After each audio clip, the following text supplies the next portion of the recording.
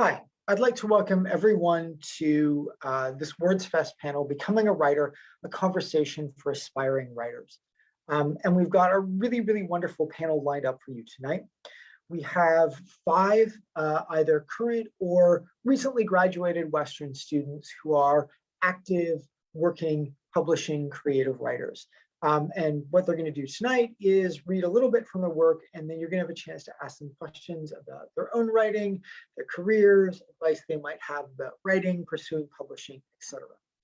I need to do a few things before we get started. First, I'd like to do a land acknowledgement. I'm currently coming to you from my office in the University of Western Ontario, and that's located on the traditional lands of the Anishinaabe, the Haudenosaunee, the Lenape, and the Neutral peoples, on lands connected to several treaties, including Treaty 6, London Township, Treaty 7, Sombra Township, Treaty 21, Longwoods, and the Dish with One Spoon Covenant, Wampum. This place continues to be home to diverse Indigenous peoples who are recognized as contemporary stewards of the land and vital contributors to society. And we should continue to think about and grapple, those of us who are settlers in this place should continue to think about and grapple and work towards reconciliation with the Indigenous peoples that we share this land with.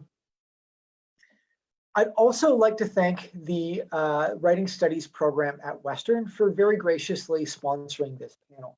A number of the students on this panel are from Writing Studies. They have given their sponsorship to it, supported these students, and allowed this panel to happen. So thank you very much to Writing Studies at Western. So this is how this is going to work. We have five writers. Each one in turn will read. We'll first have Andrew French, then Akshay Chadha, then Ashley Lee, and then Matthew, and then Courtney. I'm going to briefly introduce a writer reading their bio. They'll read for you, move on to the next writer. Once we've gone through everyone, we're then going to have a question and answer period where you have the opportunity to ask them whatever questions you might want to. If you want to ask a question, and I'll remind everyone of this before we start the Q&A, just drop it in either the Q&A or the chat. Our preference is for the Q&A, but if you put it in either of those places, we'll see it and make sure that we ask the panelists. So without further ado, I would like to introduce the first writer to read tonight. Andrew French is an author from North Vancouver, British Columbia. He's published 2 chapbooks, Do Not Discard Ashes and Poems for Different Use. Andrew has a BA in English from Huron University College at Western University and an MA in English from UBC. He currently lives in Burnaby, BC, where he writes poems, book reviews, and hosts Page Fright, a literary podcast, which is really quite a wonderful podcast. So it is my very great pleasure to welcome Andrew French. Thank you, Aaron. It's so cool to be here. I am so excited to be reading some poems for you today. Just before I begin to tack on to Aaron's land acknowledgement, I wanted to mention that I'm coming to you from Burnaby, BC, so the other side of Canada, and I saw quite a few people from across the country putting their locations in the chat. But I'm coming to you from the territory of the Musqueam, Squamish, and Tsleil-Waututh. I grew up here, so I have much that I owe to the land that I live on currently, in addition to the land that I was on in London for a few years there. I also wanted to thank Aaron and Josh for having me, and all of Words Fest as well. It means a lot to be able to be here. Today I'm going to read a few poems for you. I'll be pretty quick. The first one, I thought we would start back east because this is a London literary festival. So this is a poem from when I was living in Toronto between my first 2 years of university. It's called Reaching an End. This city is against you. The TTC worker said so when you dropped a dime in their box instead of a fare token, booked it to the platform. You braid subway strands, watch the stations knot, ends fray quietly into suburbs. Toronto scares you, but you're on a break from life here. Vancouver for London, London to Hamilton, Greyhound to Toronto. Take a job in automotive before you can legally drive. 4 months in collared shirts is enough. Being away from home for a full calendar year is enough. Reaching an end safely means breaking. Calling this a break means there's an end. The next poem I'm going to read is called Runner's High. You've scribbled in a notebook of fast food wrappers with fumbled Chipotle ink. Only love yourself in an oversized sweater torn from the rack of an Ontario thrift store. Today, try to run. Kindling shins become bonfire. Tell friends you're sprinting towards a goal, knowing full well you're jogging from yourself. Look at photos from college bars. Want the body back. To be small enough to feel a Mickey. To let your joints move without burning and hold you. The next one is a really short poem. It's out of a collection I'm working on now, all about my journey with trauma, PTSD, all of those fun things. And so the collection is called Sifting. This is the title poem from the collection. To relive your trauma is to sift through dirt from a garden that has long been dry. Filter pebbles of self in a small pile. Look, wonder, what the fuck do I do with this now?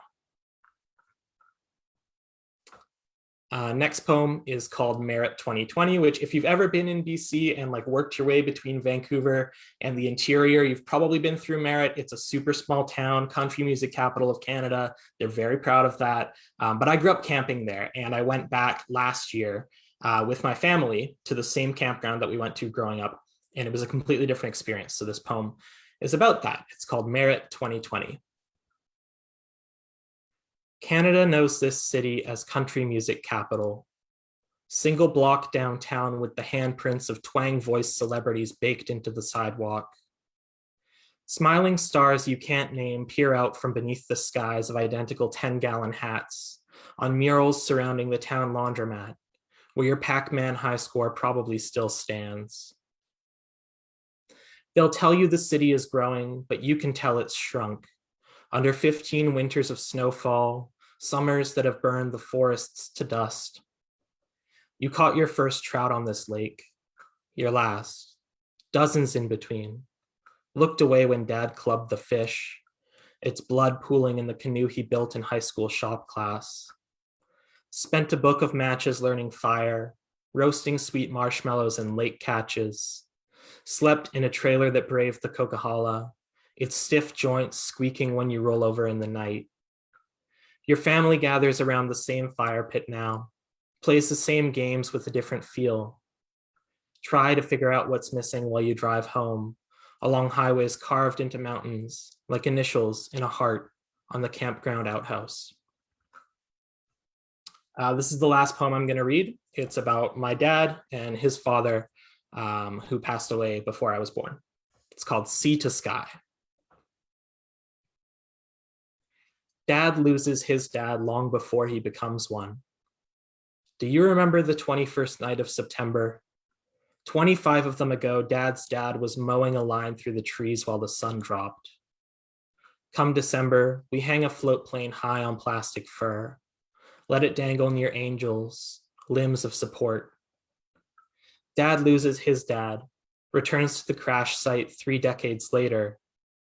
All day on the Sea to Sky, picks shrapnel crews left from the forest floor. Comes back. Mows the yard while the sun drops. White sneakers gone green from lawn nights.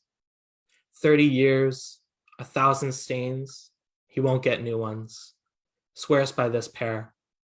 These souls fit fine. Thanks again, Aaron and Josh, for organizing everything, and to everybody involved for having me today. Thank you so much, Andrew. That was really, really wonderful. Yeah, thank you. It's now my great pleasure to introduce our next reader, Akshi Chadha. Akshi is a writer and literary editor. She is currently pursuing an MA in creative writing at the University of Toronto. In 2021, she graduated from the University of Western Ontario and was awarded the University of Western Ontario Gold Medal for being the top graduating student in the Honors English and Creative Writing program. She is the recipient of the 2021 Alfred Point Award in Poetry. Her works have been published in the Roadrunner Review, Watch Your Head, Alcasis, Symposium, and Salve.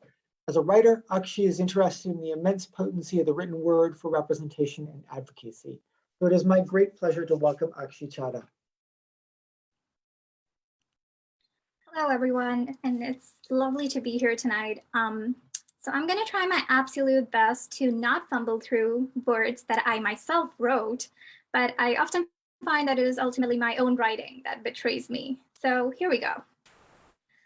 Soothsaying, which is an ekphrastic poem based on René Magritte's painting Clairvoyance. Who came first, the egg or the birdie? Never mattered. Mutilations and engineering, and engineered mutilations have skewed history. The new question is, who will go last? Feather-plugged, feather-loosening wings hang from a pulverizing frame. The vertebra doesn't shatter all at once. It displaces itself by the moment, before it finally disintegrates without leaving a trace particle in the air. The lone eggshell conceals clairvoyance, viscous amnion waiting to pass down someone's throat or to commence a doomed lineage, like the torchbearer at a game, trying to ignite a cauldron full of water. The child shrinking into itself and restructuring for survival, cracking through calcium, winged, waiting for the turn of the tide, the ancestral calling, the boot stomp on the trachea. The next poem's called Day 53, which is about the tangible and intangible alienation which occurs when you find yourself in an environment that's absolutely foreign to you. A violet morning erupts from a goose cry. Renegade drizzle splashes off the asphalt, leaves cold, wet kisses against my ankles. Hello, in another language. Maple leaves water sealed to the pavement.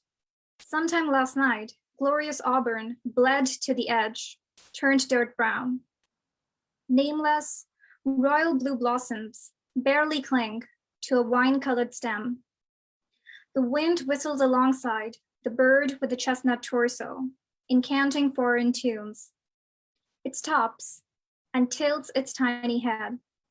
I am too afraid to ask it to sing once more, to pick flowers like a tragedy seeker, unable to tell magnificence from poison, to climb a gray city bus and ride into another extraterrestrial dreamscape. The next poem's called Decreation, which is more on the nose climate change poem. You'll get a sense of fatality and pessimism in here, which says a lot about me as a person. Decreation.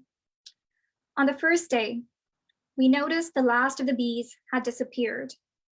The children of the new generation knew of bees from their mandatory end of days lessons, not by the sting on their palms on a windy day. On the second day, the waters were poisoned. It was elimination by acid, metal, sewage, and debit. On the third day, the soil cracked, the crevices deep enough to dump the dead. Near the plague pits, the preachers cried of divine retribution. On the fourth day, the seeds were frozen and preserved in metal pods. On the fifth day, the rich left in shuttles, all infrastructure dismantled. Fissured rock and asphalt, stomach consumed itself. On the sixth day, silence fell. No capacity to lift hardened tongues. Gasoline came free with prized bottled water, mercy killing and all. The stale clouds were grim reaping. The silver glint hummed soon. On the seventh day, we found the bees. This next poem's called Epitaph. I should have known when I was born. My palm lines were light and cut short. If I walked the beach, I walked the line. Cadavers and shards shore against my feet. I saw on the news, a white man brought a snowball in court. Admit into evidence our invincibility. We'll live. I've been chewing on plastic since. Too old for faith, too young to die. Fall a smeared geisha on the sidewalk to Neverland. Each day, the red sun goes into the drying ocean, and I ask, will you come back for me? Is it funny or tragic? We will all end up sharing one tombstone. Here lies a monumental collection of fuck-ups. Ask me then, O neighboring bones, where have I been, and where did I really come from? So the last poem I'm going to read is called Tinderbox. We sat doused in gasoline, muck, and sunflowers.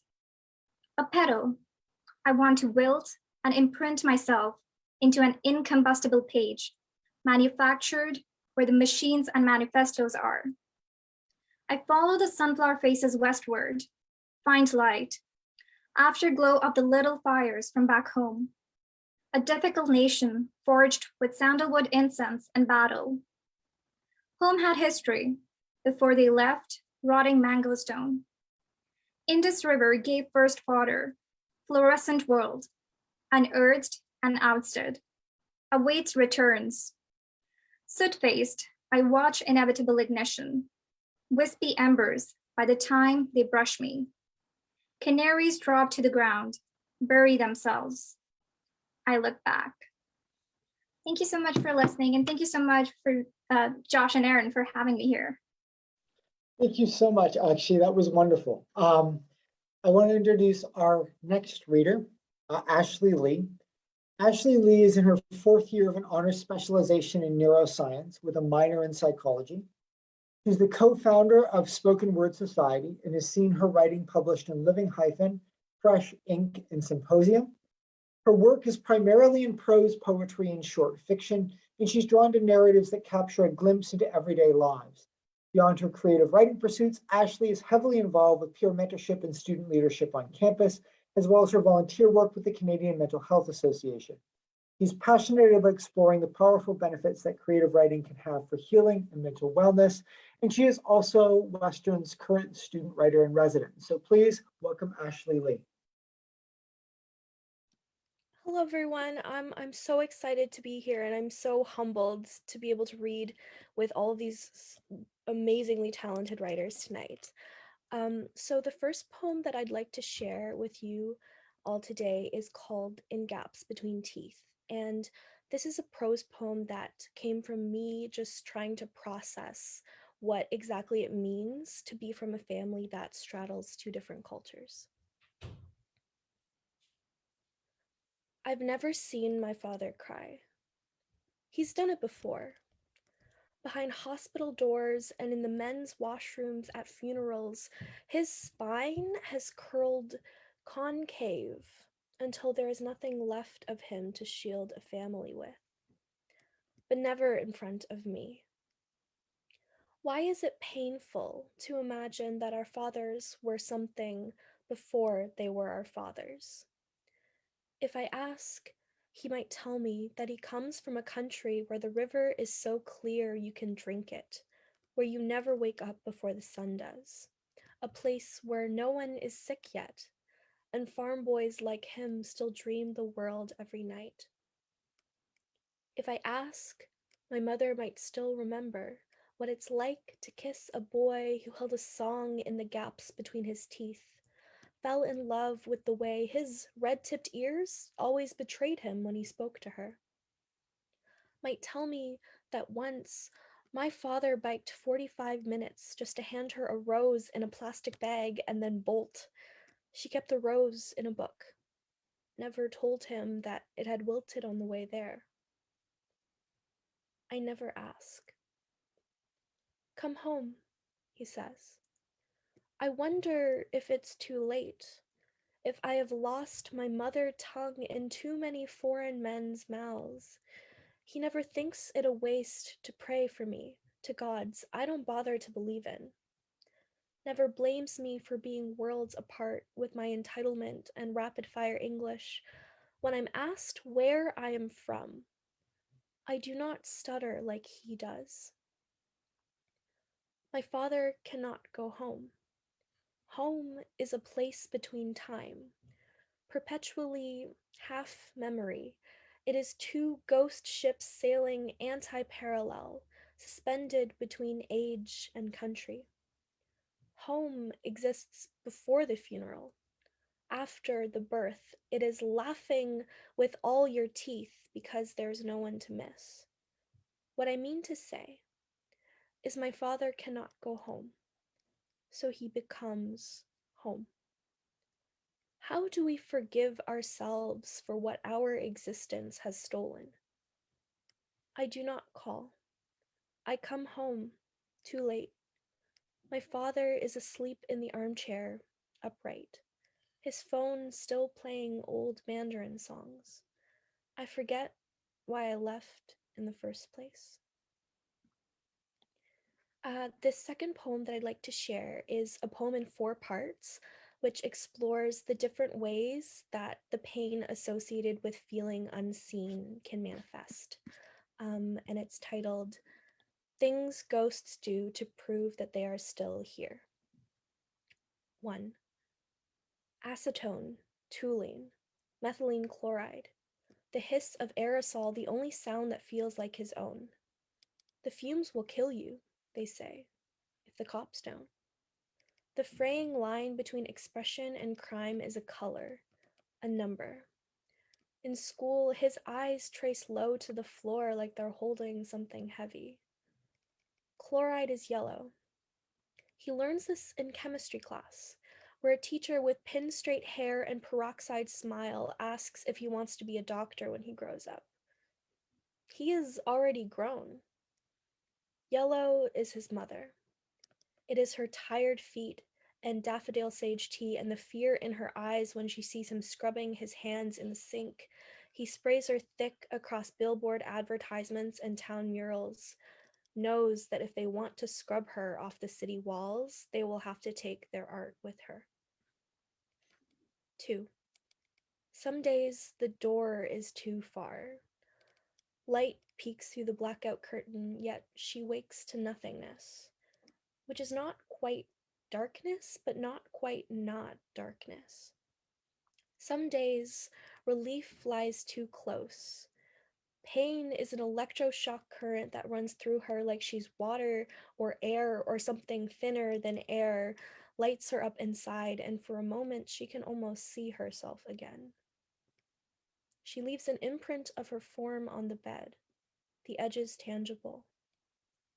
As the sheets bleed red around her, she is paint by numbers. Except there's only one number. She will try again tomorrow. A smile. She thinks about how fucking hard it will be to get the stains out. 3. At night, the lawn chairs in Briarwood Park rearrange. It's funny the way factory-issued plastic still stacks imperfectly. Paper collects in nonsensical piles.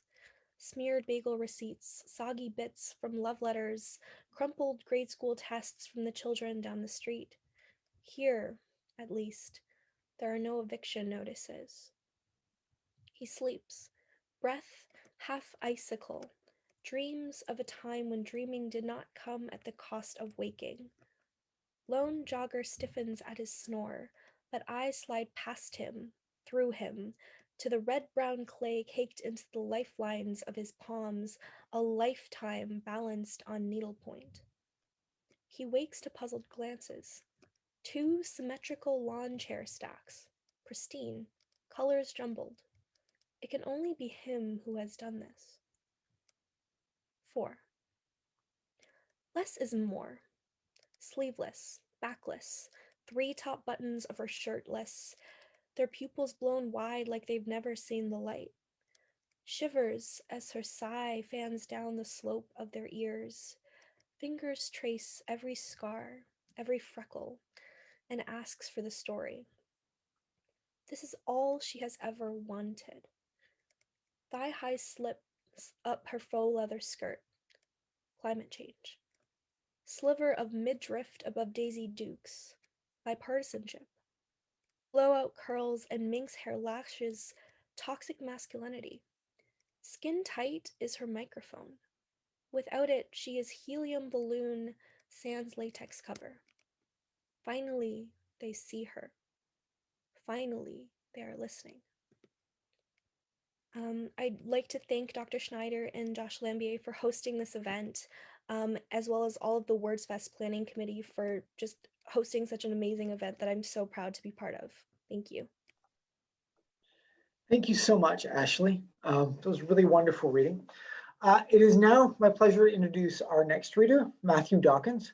Matthew's an undergraduate student studying English and writing with a double major in the Interdisciplinary School for the Advanced Studies in the Arts and Humanities program at Western University. Until We Break, Dawkins' debut novel, is set to be released in winter 2022. The story centers on issues with race, identity, and perseverance. So please welcome Matthew Dawkins.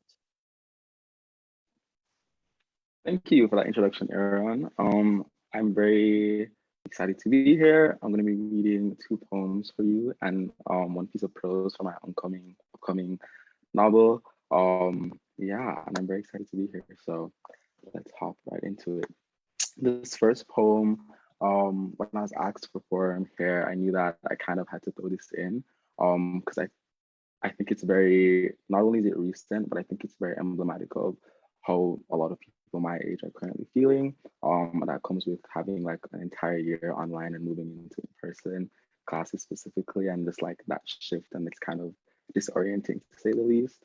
But in that, I use this poem as kind of a tool to remember that whereas things are being replaced in this time, in that process of replacing and taking things out, that there's still things to be found and rediscovered.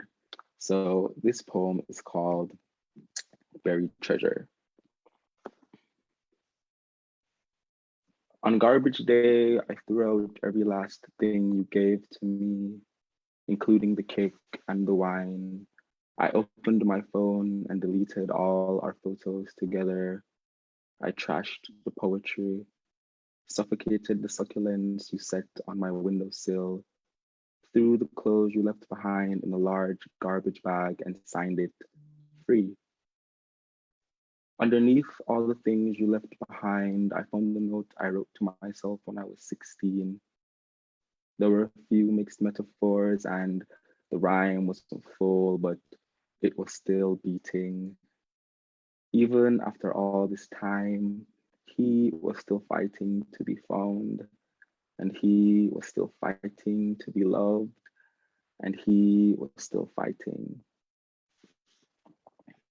The second poem I'm going to read is an exploration of me trying to make sense of the way we love things and often tend to hurt them just the same.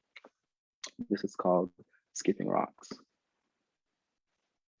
By the lake, you taught me how to skip rocks. You told me to pick one up that is smooth, flat. You said, hold it, turn it to the side you prefer, and then I noticed that we pick rocks off the ground the way we pick oranges at the supermarket.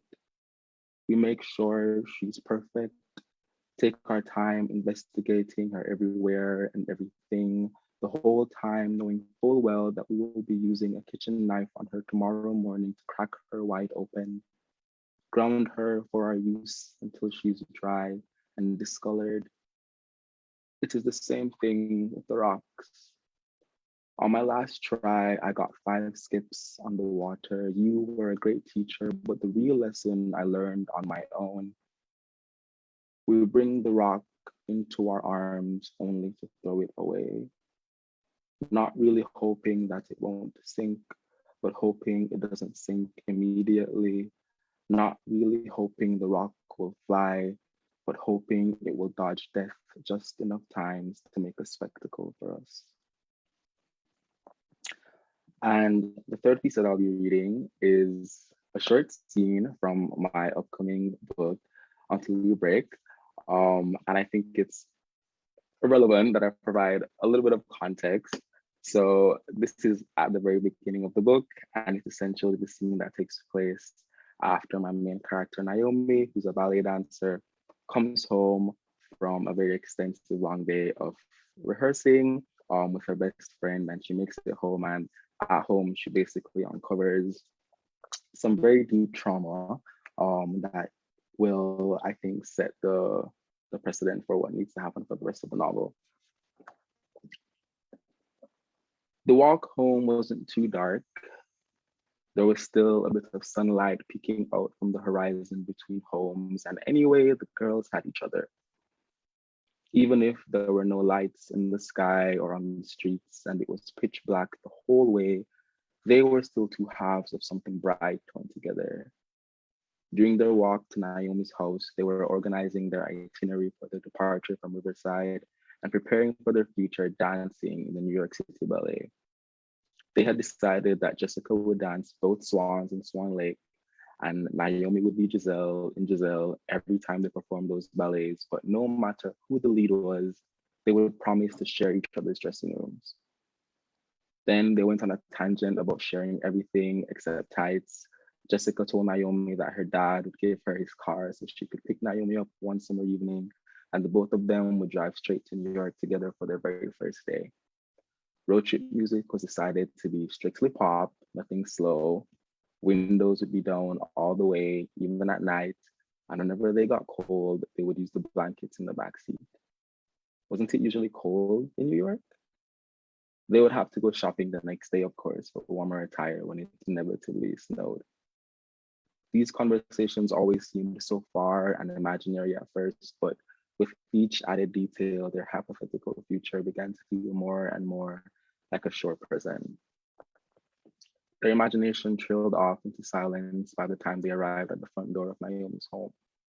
Naomi undid the laces of her sneakers on the front porch and stepped back inside with Jessica behind her.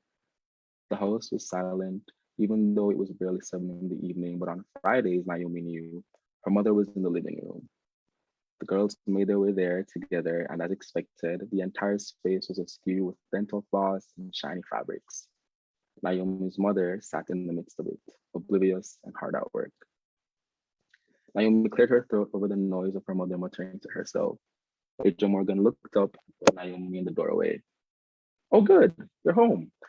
I'm done with these, but I think I might save those for Monday. How's that sound? Adrian Morgan pointed across the floor, covered with loose newspaper sheets, to a point freshly dyed, dark brown tights, then to a pair of untouched, light, flesh-colored tights. Naomi smiled. That's fine, Mom, thanks. Are you sure? Briefly, Naomi wondered what the girls' mothers who didn't have to repaint their daughters' tights do on a Friday evening. Watch television, maybe? Positive, she answered. How was ballet? Ija asked. Good, was Naomi's usual answer, despite whatever had happened that day. It came so naturally now, the lying. The first and only time Naomi had answered with something true, her mother had sat up with her all night to watch her practice the sugar plum fairy variation from the Nutcracker in the standing mirror until it was perfect. Aja told her no matter what, they would get the variation right. She had spent too much money, too much time, too much effort for practice to be hopeless. Looking back, Naomi wasn't sure if they ever got to perfection, but she distinctly remembered the sound of her mother's miscounts at around 3 in the morning. Jessica nudged Naomi into her side. She gave Naomi a look and then nodded her head at Aja. Then it dawned on her. Naomi cleared her throat. Valentino said I have a shot at pre, I think. He did? Adrian Morgan stood up and skipped over the askew fabrics on the floor. She embraced her daughter in a tight hug. Oh, you're going to do so well. Naomi nodded. This too was beginning to feel like more of a sure present. She continued. Well, he said something like that. Adrian Morgan squeezed harder. I'm so proud of you, Naomi. Then slowly she unraveled herself from her daughter and held her face. Aja searched her eyes. But you know, if you didn't do too well this year, I'd understand, right? Naomi blinked. What do you mean? Aja closed her mouth. She was thinking. Naomi could see the thoughts swirling in her eyes. Her mother said to her, losing a friend at this age can be hard. Naomi, you don't have to put any more pressure on yourself. The walls of their large living room began caving inward.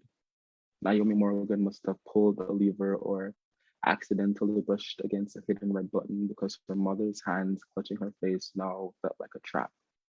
She felt the walls would burst in on her. Naomi looked to her right, to the spot where Jessica was just a moment ago, but there was no one there. She licked her lips, lying quickly. I'm fine. and the walls stopped moving. Aja embraced her again. I know, but if you ever need to talk, I'm here. Jessica would be so proud of you, Naomi. Slowly, Naomi placed her hands around her mother to seal the hug. Naomi waited for the walls to recede as well, but they did not move. Perhaps to remind her tomorrow of how close she had come to being crushed. Aja Morgan told Naomi that she was going to finish dyeing the last pair of tights and then finally make dinner. Naomi nodded, thanked her, and went up to her room alone. She locked the door behind her and dropped her bags to the ground. 2 weeks ago, after the funeral, Jessica had come back to help Naomi reorganize this space. The television was no longer on the wall because dancers didn't have time to watch movies. The carpet was rolled into a cylinder in the corner because how was she supposed to practice on a carpeted floor? Jessica even told her to bring the standing mirror from the living room in here so she could sit up with her every night and count her variations. Jessica never miscounted. Don't listen to her. I won't. You know I'm with you, right? I'll always be right here. Naomi looked up and there she was, really. Jessica was standing there in the corner of her bedroom, and where else would she be? They were supposed to dance in the New York City ballet together, drive there with the windows down, listening to pop music. None of that could happen if Jessica was dead. Thank you. Thank you so much, Matthew. That was really wonderfully read. It is now my pleasure to introduce our final reader, Courtney Ward's Beatnoff. Courtney is currently pursuing her MFA in creative writing at the University of Victoria with a focus on creative nonfiction. She's a recent graduate of Western University, where she received her Honors Bachelor of Arts in English and Creative Writing. While at Western, she was the editor-in-chief of the Arts and Humanities publications Semicolon and Symposium, as well as the university's student writer in residence. Courtney was recently shortlisted for the 2020 National Bridge Prize in Fiction, and her poetry and prose have been published in local and international literary magazines. Please welcome Courtney Ward's Beatnoff. Thank you so much for that intro, Aaron, and thank you so much everyone for sharing your work already. I really love hearing what everybody brings and just being able to get together with some previous Western students that I've had classes with. So very exciting. The first piece I'm going to read for you, I have 3 here. The first is a short prose piece that I actually wrote for the WordsFest zine last year. So definitely put a plug in there, submit your work to the zine if you haven't already. And it's kind of interesting to look back at this piece now. It was like exactly a year ago, and it's very evident of kind of the headspace of kind of the first COVID winter, especially COVID winter in London, Ontario, in like a semi-windowless dark apartment. So it's called At Home Agoraphobia. I scuttle from duvet to drawer to pick a sock. There's one pair left, mismatched, wholly towed with fabric that stretches translucent over my heel. When tugged up, a few strands rip past their breaking point. The rest of my socks are in the laundry bin, but I'll start repeating soon. The washer's too far, too loud, too cold, too much. Whenever I decide to wear socks next, I'll unfurl 2 from the hamper, brown bottomed, not from leather insoles, but grit of an unwashed floor. My stomach is cramping, a sharp pain is lodged in the bottom of my belly, and my head has become a heartbeat. I'm not sure when I fell asleep last night. I'm not sure when I've last had something to eat. I get myself to the kitchen and slump over the fridge door, swaying, knowing it can't support me like this, but I'm able to stay standing. I assess the options, an unsealed bag of baby carrots that are dried and gray, shriveled like slugs caught on hot pavement, a flaccid half cucumber, plastic wrapped. There's the open can of Summersby that I half drank a week ago and is definitely flat by now, and it's all glued to the sweet, sticky shadow of the last unfinished can I left there. There's a bottle of sriracha, its lid crusted like blood on a wound. I let my body rest on the door a little longer before nudging it closed with my hip. I eye a box of Oreos on the counter. Peeling back the plastic, I extract 3. I walk the cookies to the couch and curl into their comfort. Most days by 2 o'clock, I've changed the scenery in front of which I sit. Planted in the love seat between the lamp and shelf, the walls stare me down. Not tinted enough to be eggshell, but not quite white. Everything is off. My eyes flit from ceiling crease to carpet, and I am overcome with the unreasonable fear that someone will knock on the door. Everything is too much. Getting the groceries is too much, but at least that means the dishes can't be too much. I'd say Mondays are too much, but they're indistinguishable from Fridays and as meaningless as COVID June. The curtains are mostly closed, save a slit to peek through. Leaves rustle around the sky behind the panes, and I've forgotten what weather feels like and why leaves fall and what force keeps them moving towards something, and if all the energy behind their momentum is worth it if they have nowhere important to land. And the poem I will be reading first, I have two. The first one, it has a couple titles. The short title is just Baba, so I will call it that for now. I've imagined it 1,000 times over. When she's cooking, silver hair spilling over the pot, pierogies swollen and water starch clouded, her cross swaying over the heat. Or when I'm driving her to the doctor's, when my gaze is excused by the road, when hesitation can be blamed on misdirections. And then we just keep driving in silence like we always do. Or when she's making halapchi, bare fingers pulling cabbage heads from boiling brine, rolling in motions I cannot mime. Or when she pushes a plate towards me, when I fill my mouth faster than I could spill the truth. She constantly mutters to herself, but speaks to me in trace phrases. Karusha, she asks. Yes, it's good. I tell her, da, you're blue. I always love what you've made me. I've imagined it 1,000 times over, but in these moments, my mouth cannot unearth a crypt. Soil catches in my teeth indigestible. Our conversations are jilted, our tongues generational, unable to bridge an ocean or a diaspora.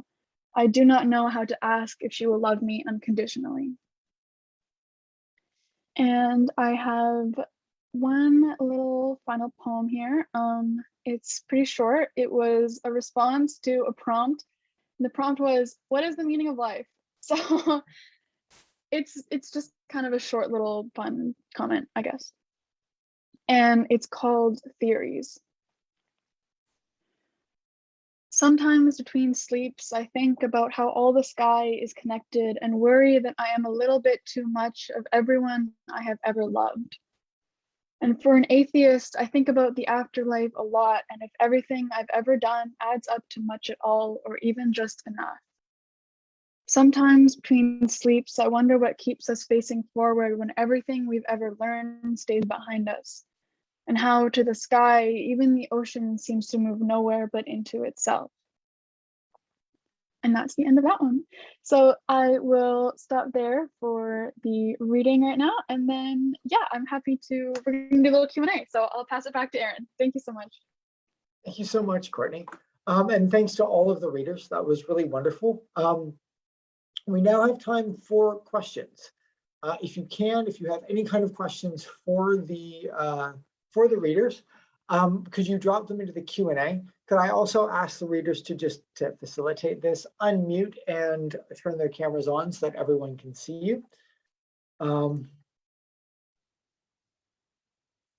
Just to get us started, I'm going to ask a really simple question. This panel is titled Becoming a Writer, a Conversation for Aspiring Writers. So I just ask each one of you if you could just give one bit of advice, like one piece of advice to someone who's a few years behind you, to someone who's looking to be in the position that you're in. Just not the whole spiel, not the this is everything that you need to do, but just one piece of advice you give them that you think will be useful to them in that kind of a position. So actually, I'm seeing you in my top left-hand corner. Why don't we start with you?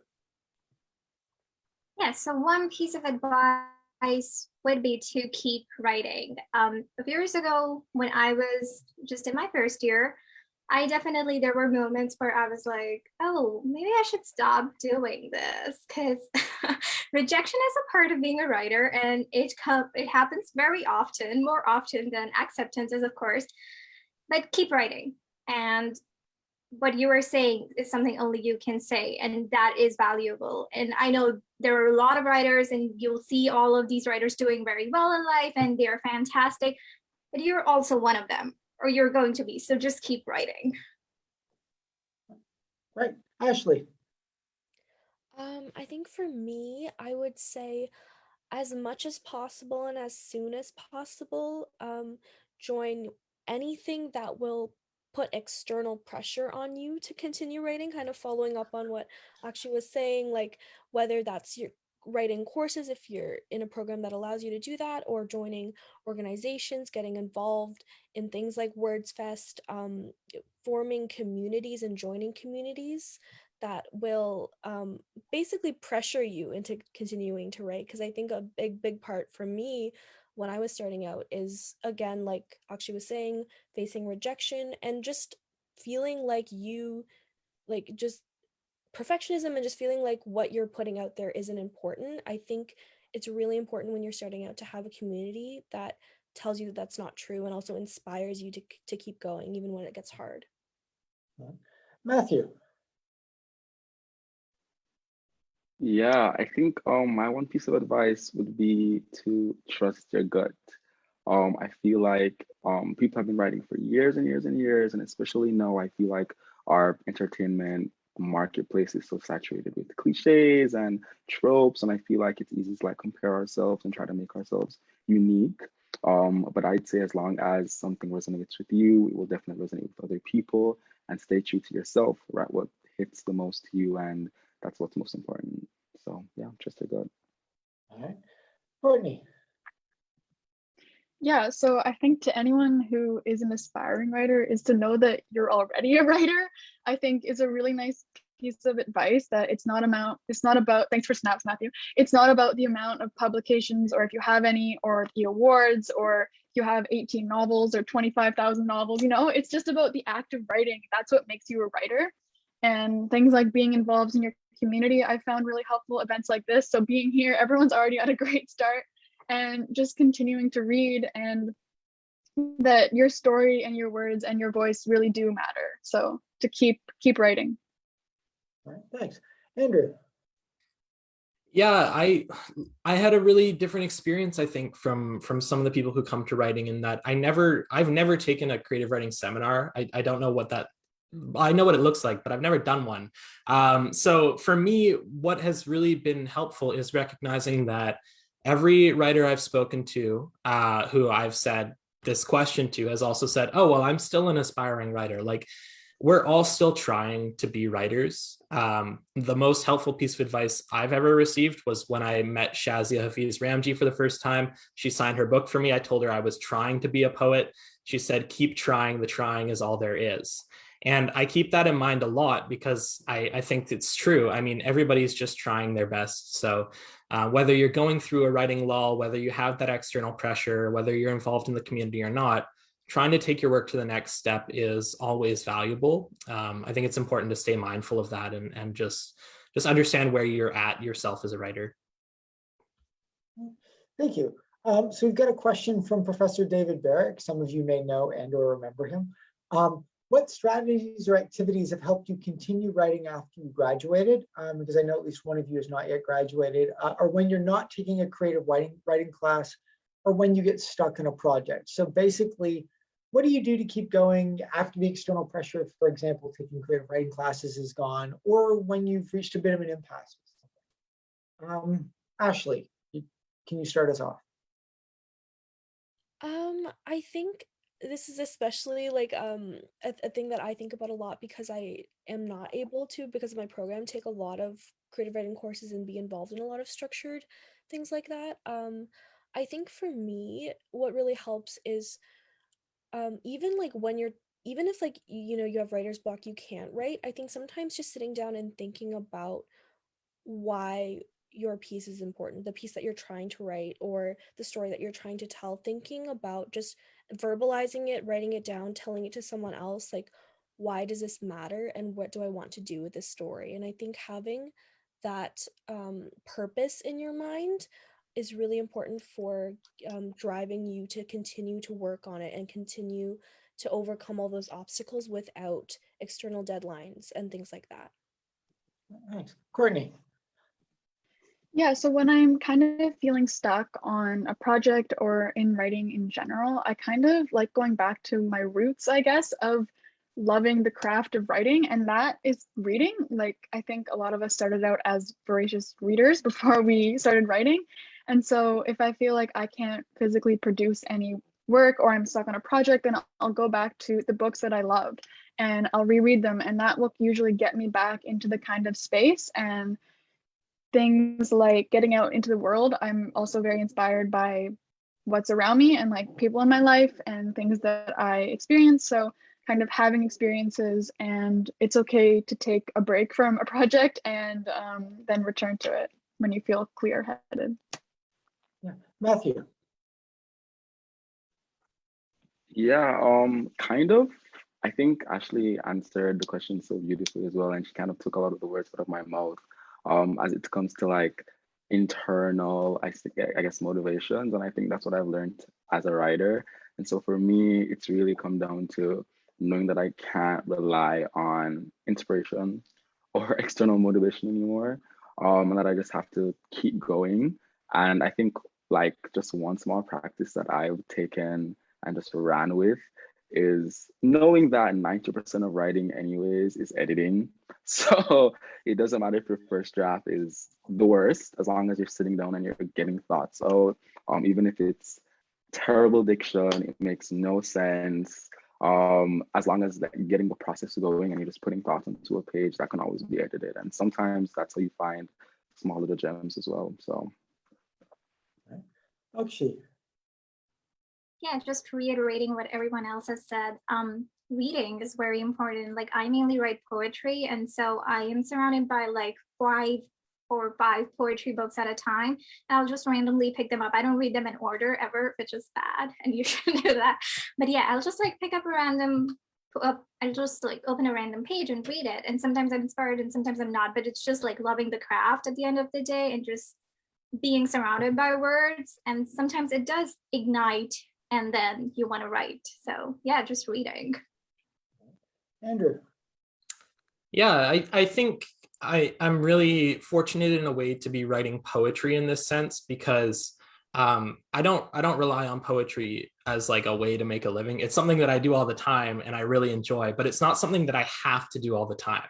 And that's something I'm kind of coming to terms with lately, is that, you know, taking months off, weeks off, days off, time off from writing is actually really valuable as a writer.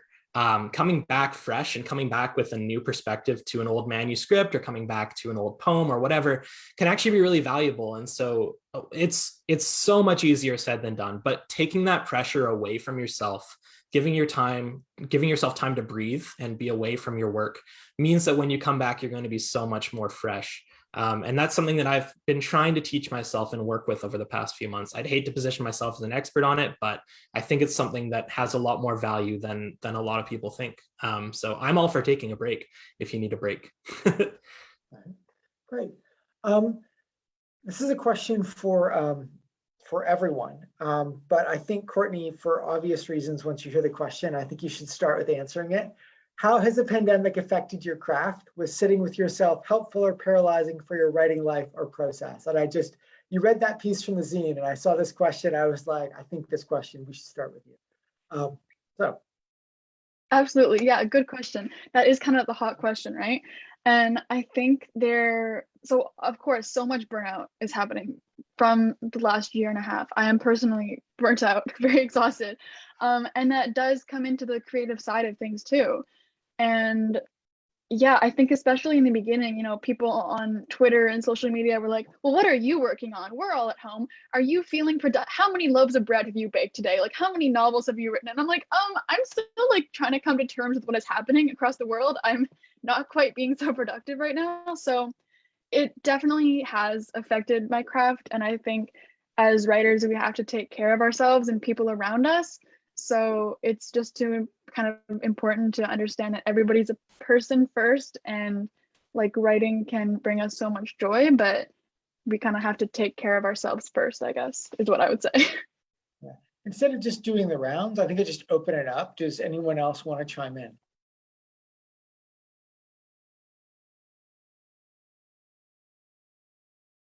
No one?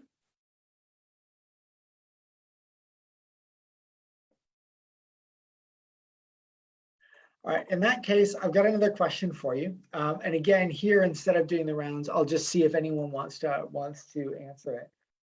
Can you suggest some publishers who are more willing to work with aspiring writers than established writers?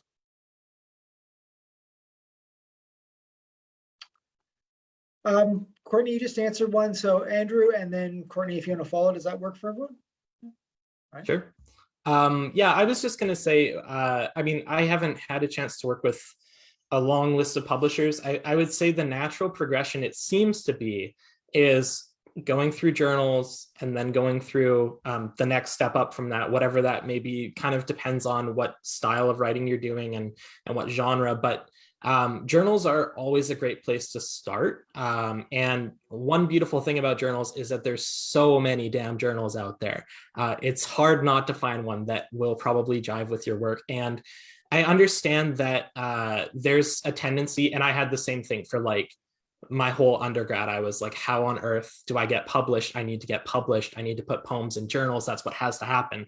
And so I would look for like, what's an easy journal to get into? Unfortunately, doesn't exactly exist like that, from what I understand, because even the easy ones would reject me pretty quickly right away. So I think really what you want to look for is journals that fit with the themes and ideas that you're working with, that will jive kind of with what you're working towards. And that's probably where you'll find a little more success, is kind of looking for, you know, places where work that's already been published reflects what you're striving towards. Courtney? Yeah, I was definitely going to echo the literary magazine route. That's where a lot of my, well, slash all of my publications, I don't have any full-length collections yet. They're all kind of pieces in literary magazines. And a great place to start if you're a student at Western on campus is there's a lot of on-campus publications. I was the editor-in-chief of Semicolon and Symposium. We have a previous editor-in-chief of Snaps here, which is like a slam poetry publication. There's Iconoclast. There's a lot of places to get published as a student. And yeah, if you're a community member, literally Googling like literary magazine emerging writers Canada, tons of things will come up. I found a great resource is actually Twitter. I made a Twitter account like whatever, a couple years ago, and there's great calls for submissions from kind of new indie lit mags in Canada that love pieces from emerging writers. So that's a great resource that I found out about. Anyone else want to take a shot at that question?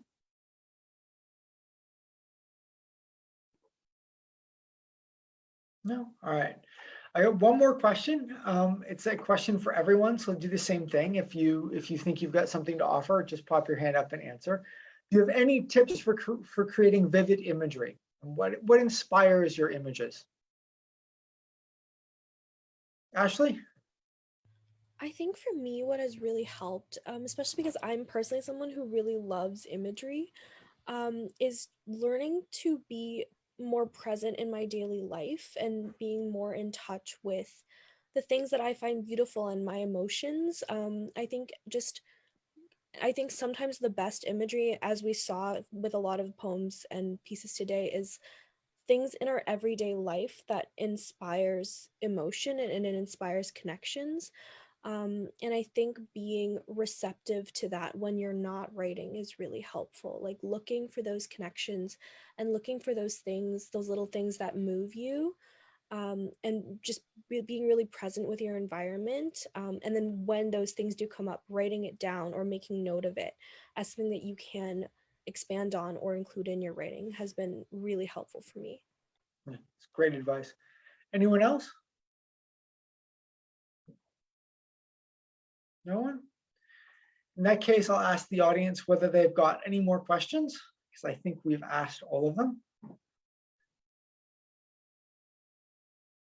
I'll just wait a little bit. I'm not seeing anything else coming up. So I'd like to thank a number of people. I'd like to thank Josh for organizing this. I'd like to thank Writing Studies for sponsoring this panel.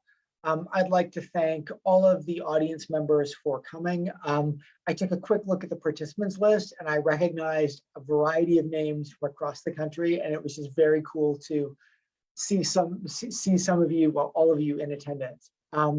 And I'd finally like to thank all of our panelists, Ashley, Andrew, Courtney, Matthew, Akshi, for some great answers, some really great reading. Thank you so much for taking the time to do this. And one final thank you to everyone who attended. Really, thank you so much for coming. So well done, everyone.